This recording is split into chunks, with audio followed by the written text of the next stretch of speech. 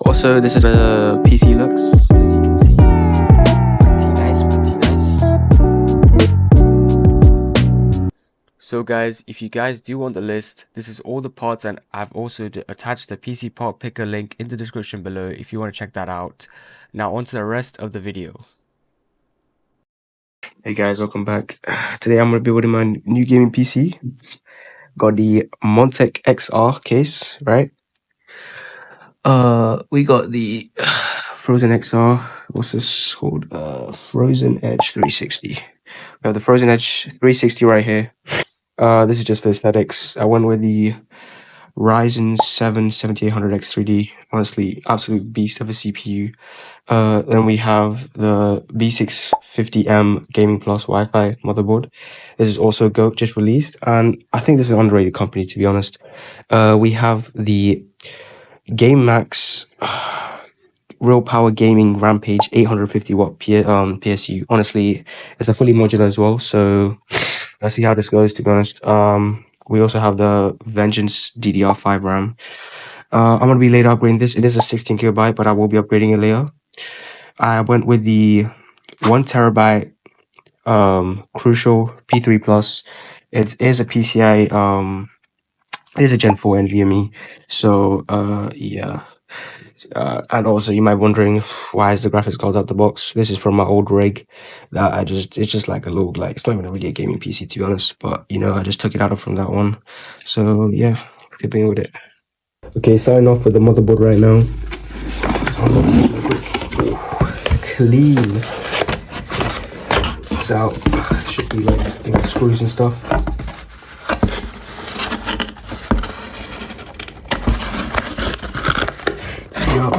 These are the 10 cables. Let's take the motherboard out.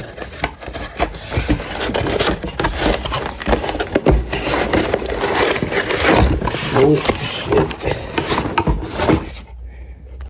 Okay, we got this. Taking out the motherboard out of the box right now.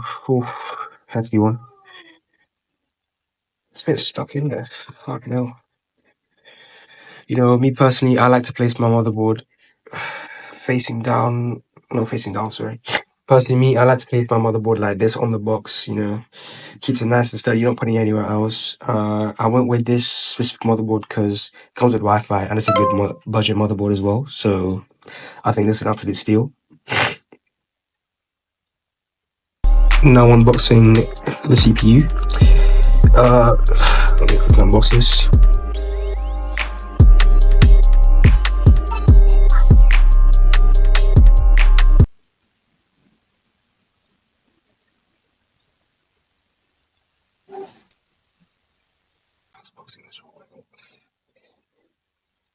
Unboxing of the CPU.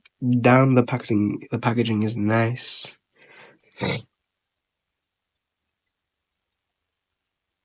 Let's take it out. Ooh. Yeah. PlayStation card. Very much.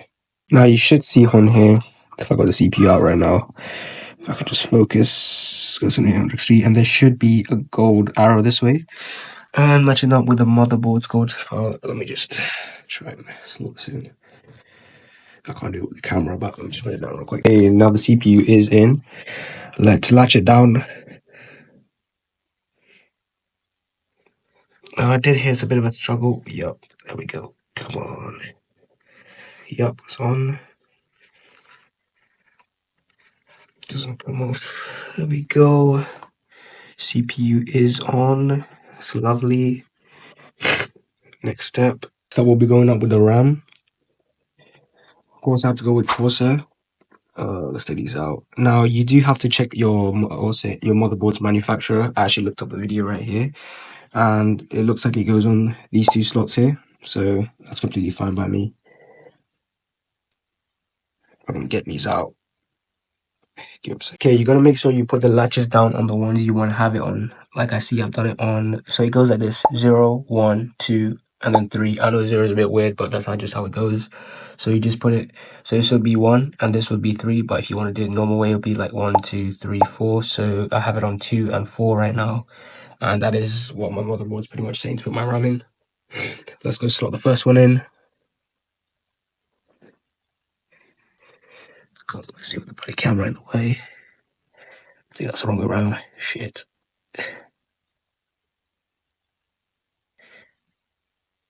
I can't do it with the fucking camera. The first stick is in. I just couldn't do it with the camera on. And pushing that in. Push nice and firm until it clips in. It's a bit hard actually. Yeah. Please don't tell me I did it wrong. Yeah, that's not fucking going. Giving it. Okay, so I don't know. The RAM sticks are in. It did take a little bit of force. I had to use both my hands. You know, I hadn't expected to use that much pressure on this. Installing on my, I think I installed RAM before on my old like rig, but it wasn't this difficult. And it's maybe because I have a fever. So, you know, if you can hear my voice, I'm a bit sick. So yeah. Make sure the latches are down. I don't know if you can see on the bloody lighting. Give me a minute. Let me just try and turn the lights on with this.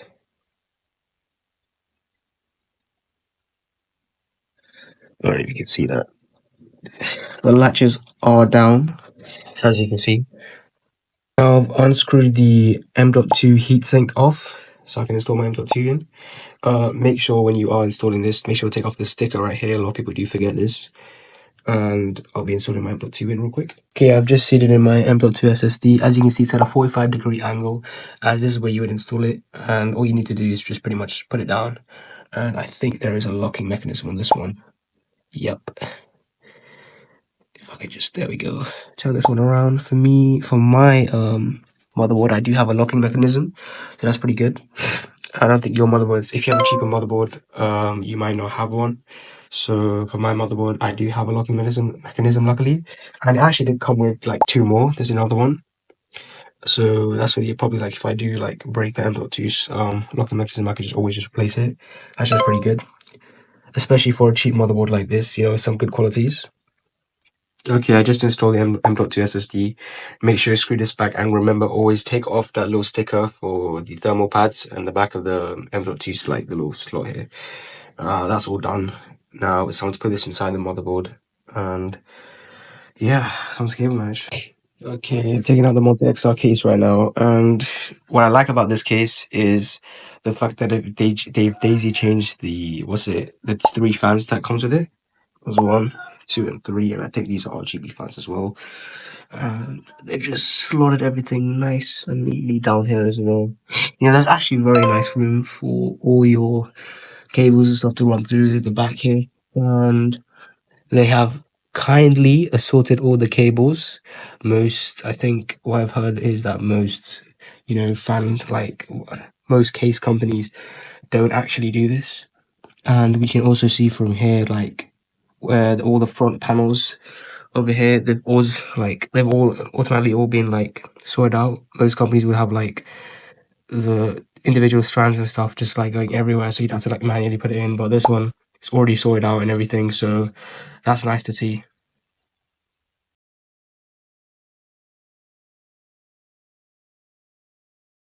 Okay, so this is what the interior looks like. I did forget to turn on my lights before, that's why everything was dark.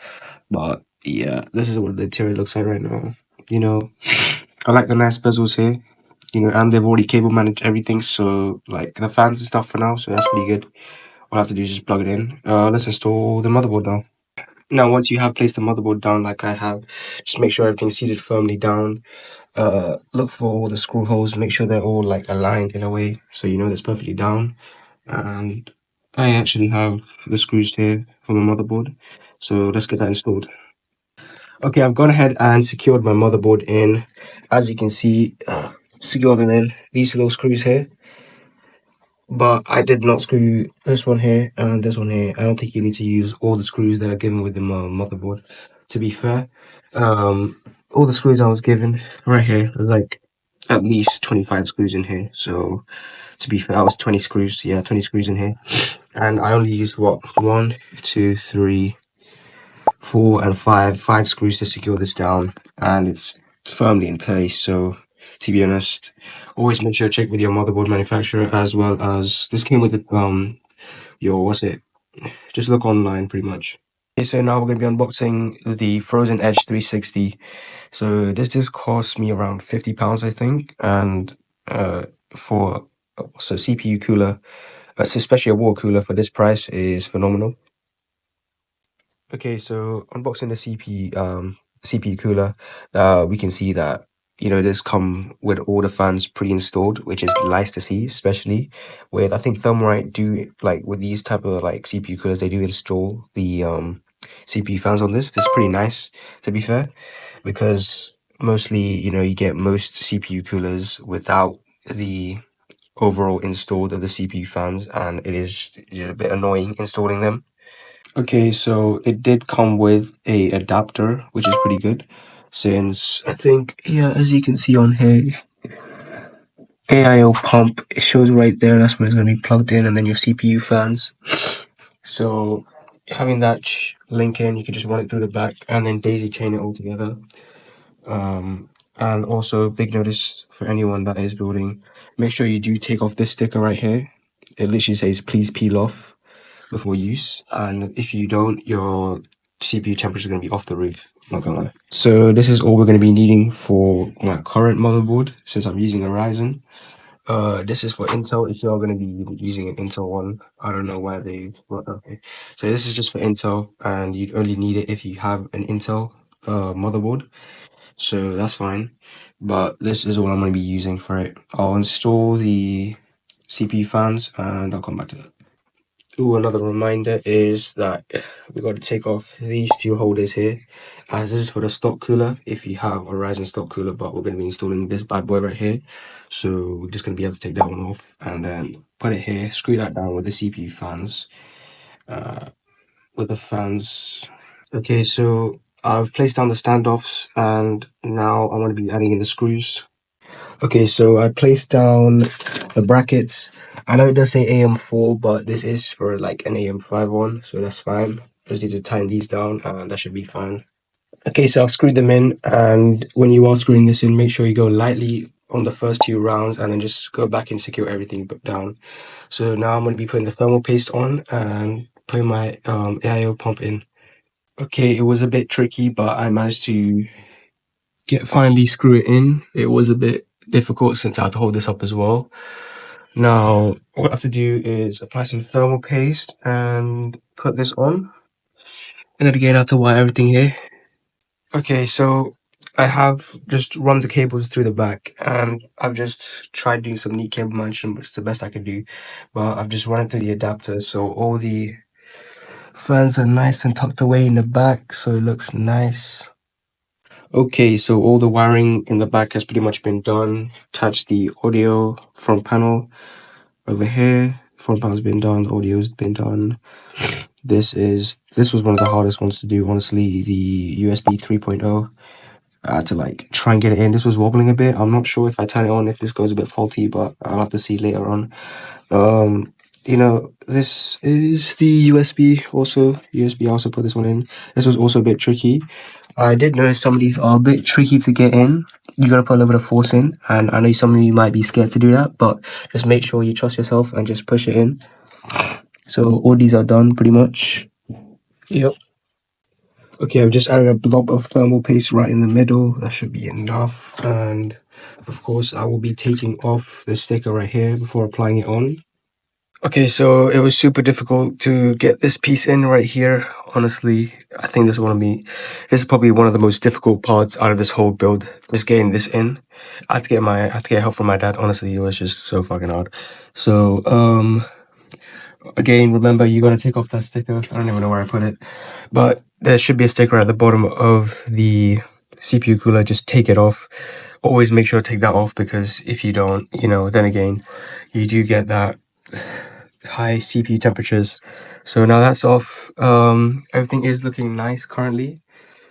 Okay, so I've unboxed the PSU, and honestly, it's a fully modular PSU, so it's probably nice. I just take it out. Honestly, it is a very nice PSU, and I like the design here, all nice, and it's fully modular, so all those cables here that I pretty much just need for my build, I can just slot them in here, plug them through, and that's it. I'll quickly install this in and we'll go to the next part. So one thing I did notice is it came with all these cables, but didn't come with a cable for to plug in here to the wall. So luckily, I do have one of those cables lying around. But if you are getting this power supply, which is the Rampage power supply from GameMax, make sure you do have one of these cables lying around. Okay, so I've gone ahead and put down the power supply here, run all the cables down, kind of tidied it up. So I've got these cables here. That's for the graphics card. I've done the motherboard here as well as the CPUs there. So all I have to do is just pretty much put in my graphics card and then plug in the power cable for that, and that should be it, to be honest. Okay, so now I've installed the GPU in and ran the PCI cable down. So now everything's wired and ready to go, to be honest. Now to boot it up. Okay, moment of truth. Let's see if it turns on. Oops, and turn on the power. Yep, rookie state. Okay, 3, 2, 1. Oh, oh, it booted. Let's go.